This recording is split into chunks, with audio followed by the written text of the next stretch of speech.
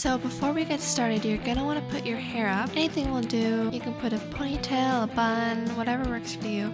Just make sure all your hair is out of your face. If you do have any bangs of any sort, I would definitely suggest putting a headband on or pinning them back. Next, you're going to apply absurd amounts of moisturizer. I'm using Nivea Smooth Replenishing, but you can use whatever you have. Make sure you get a nice even layer of it, especially in the hairline. I had a tiny bit of difficulty taking mine off. Making paper mache is super duper easy. All you're gonna need is a cup of lukewarm water, half a tablespoon of salt, and a cup of flour, and then you're just gonna mix that all into the bowl, adding the water gradually. So I made this thing out of tape and cotton wipes. I'm laughing at myself, but it's going to protect your eyebrows. It's just a safety precaution. Okay, so I'm starting off by building the barrier around my face. I do about 5 to 8 layers. Then I folded a piece of paper mache and I put it on my mustache line? Is that what you call it? Then I put paper mache on either side. And then I took another strip for the bridge of my nose. It's all about building and making sure that you're overlapping and securing your main areas with other pieces of paper mache. Now I'm starting to make the mouth. Again, I'm just folding pieces of paper mache that I've dipped and then forming it to the size that I want the mouth to be.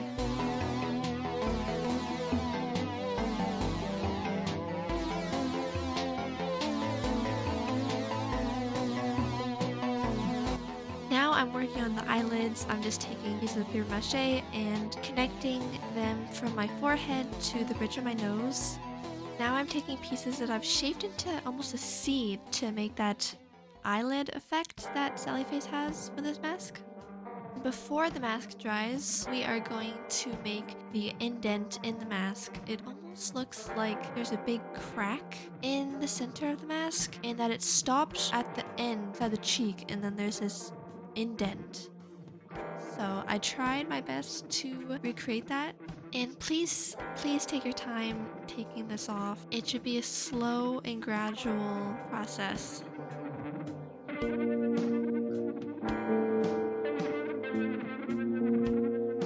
Trying to show it off here and almost broke it, so don't do this.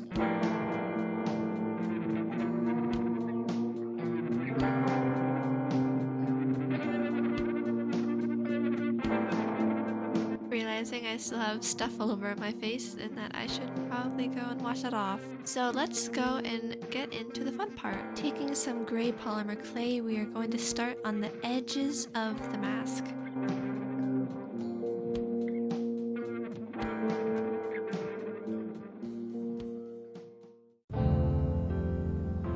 Taking my paintbrush and using it as a rolling pin. I find it's easier to get it perfect if you keep on flipping it, so keep doing that until you are happy with the results. Now I'm just going to clean up the edges. Now we are going to start cutting the eye areas to make it more prominent.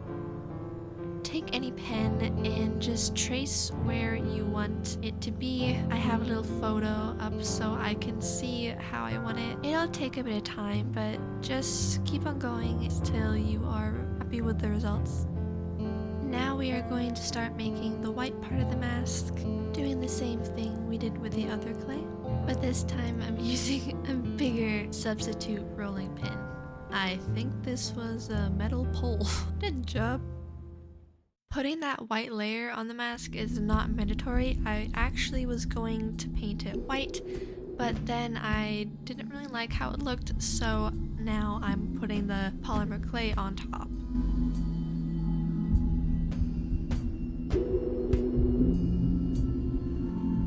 Doesn't have to be anything fancy. Work on each section at a time. You can blend them later.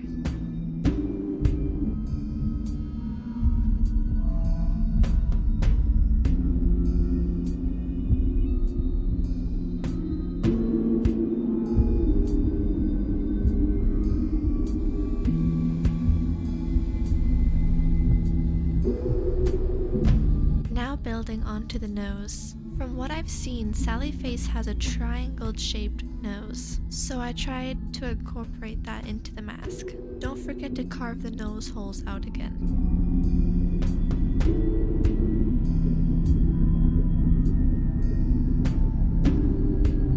Now going in with pink clay for the remainder of the mask. It is definitely a conversation surrounding the community, debating whether or not Sally Face's mask is pink or purple. It also has to do with what part of the game you were talking about, since Sally Face's mask changes throughout the series. But I'm going for more so early on, so from what I can tell, it's leaning to be more pink. So that's what I went with.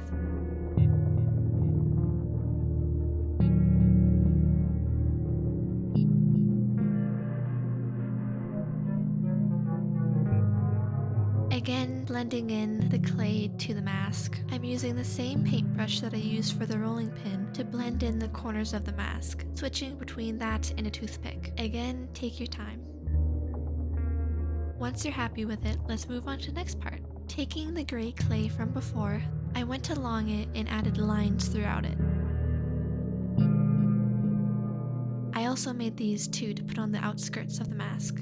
Depending on the packaging on the back of your polymer clay, it should tell you how long to put it in the oven for. It's different for each clay, so make sure you check, but usually clays go in for 15 minutes at 375 Fahrenheit.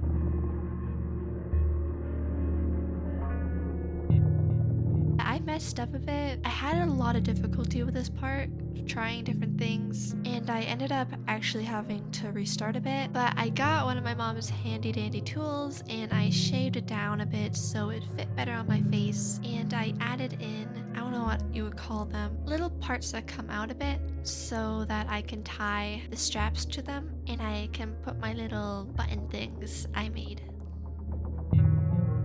Now for the straps. I've seen a lot of people use old bike helmet straps, but I'm gonna make them myself. Going in with the needle and thread, tie a few simple knots. At the end, I'd recommend doing 2 or 3. You wanna do a few or else it'll just pop right through the fabric and you'll have to start over. So when you're doing your stitches, burst through completely, then go through the same hole. Then you can move a little bit more down and proceed to do the following steps. It's pretty simple once you get the steps down, but once you're happy with the amount of stitches you've done, you want to finish at the part where it is not facing the front, and you want to wrap the string around all of the stitches that you've done and then tie a knot as shown. And then you pretty much do the same for all of them.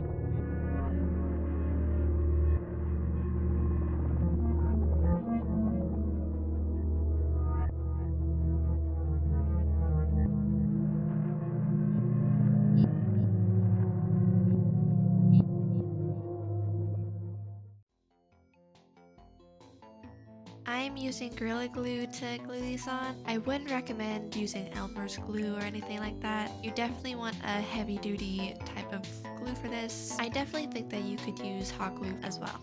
Okay, we're almost done. Now all we need to do is paint and then stick on a few more things. Now I did about 3 layers of white paint. Make sure you let them dry in between coats. Now you're gonna go and get that pen again, and you're gonna mark where the pink and the white separate. And that is where we're going to make our line. Just like on the outside, we're gonna do the same on the inside so it has a 3D effect. If that's 3D, I don't know. Once we have the lines all done, you're going to grab your paintbrush and begin to paint the entirety of the corner pink, making sure to be careful when you're painting on the lines. Okay, we're almost there. Last thing. Take those silver buttons you made before and put a little glue on it and do the same to the back of the strip, making sure you're gluing it on the right side so when it dries, they will look like clip-on straps. Okay, this was a few days later. I'm tired. I want to get this finished. I'm putting my hair up in a bun to put my wig on. I will link where I got the wig and the wig cap in the description. I'm gonna brush through it to detangle it a bit.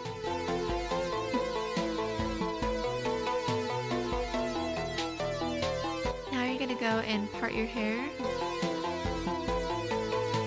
Taking my hair elastic, I'm gonna secure both of my pigtails.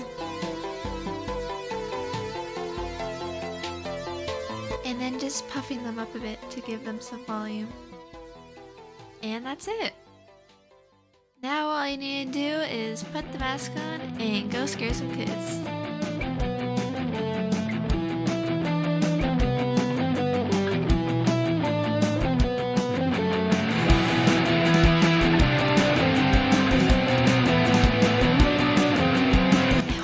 Enjoyed. If you did, please leave it a big thumbs up. I'd really appreciate it. This took a long time.